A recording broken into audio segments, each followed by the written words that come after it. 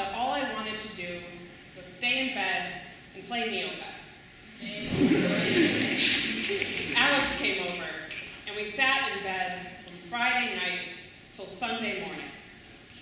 On her 18th birthday, I made her watch Lost and Delirious with me at 2 a.m. It was a terrible movie. We haven't been together on either of our birthdays in years now, but she still calls me to say that she wishes we could spend all 24 hours together, like tradition, even though we only ever did it once. I really like the show Grey's Anatomy. Each episode begins with a menacing voiceover as the camera pans over rainy Seattle. When a show begins like that, you know all of the characters are going to take themselves too seriously. It's a soap opera, thriving with dreamy men and daddy issues and romance. It follows Meredith Grey, who is dark and dysfunctional and twisted and in love with a neurosurgeon. She marries him, but still calls another intern, Christina, her person. She's the one she'd bury a body with. When I was 13, my best friend died, and it broke my heart. This summer, on the day she would have turned 19, I stood in the hallway of a Brooklyn apartment building, sobbing. The hardest part about childhood is that everything that happens matters, and you do not get to know why. I was so young that by now I've taped over all of my memories.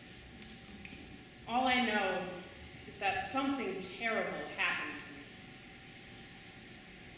You know you are connected to someone when their death is something that happens to you, and it does not feel selfish.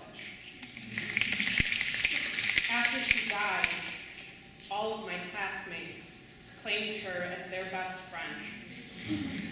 Everyone woke up each morning because she was beautiful. Everyone knew she was special. After she died, I walked around the halls of my new high school angry. I had a playlist of angry music. I'd listen to it and I'd glare at people.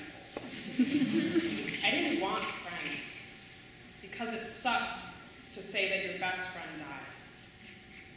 When you don't have one, you never have to say that again. I'm seeing someone right now because it is better than being alone. Olivia told me that if I define being alone as being without a romantic partner, I could be alone for a long time. This year, for my birthday, my sister bought me a candle. I light it sometimes because it makes my room smell like avocado and mint, like somewhere I want to be. It burns slowly till the wick drowns in wax caught in the aluminum can it was sold in. When I extinguish it, the melted wax resettles, but the candle is left a little shorter. I'm trying to make it last. So I recently Googled why candles get smaller even when the wax isn't able to drip. I learned that as candles burn, gas and water is released and can never be returned. When I understand that candle too well, Alex makes me waffles and looks at me like the sun shines out of my ass.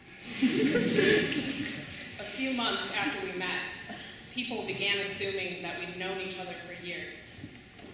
And after a while, I stopped correcting them. Now, I have her phone number memorized in the age of the cell phone. She shares my bed with me, even when I smell like the second week of winter break. She always manages to make my problems about her in a good way. We go out to eat and order 2 milkshakes to split.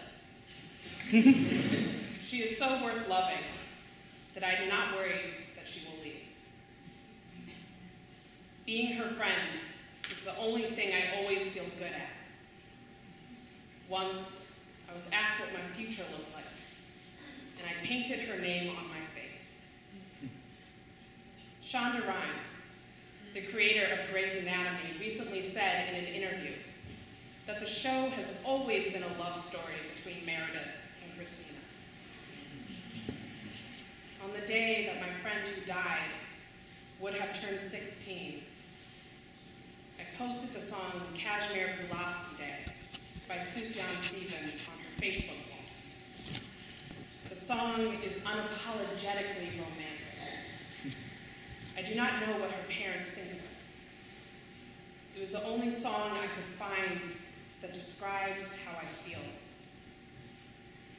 I was not in love with her, but I felt something close to that. Something I am still without words for. There are no songs about best friends and death that say what I need them to. I wish someone would write one.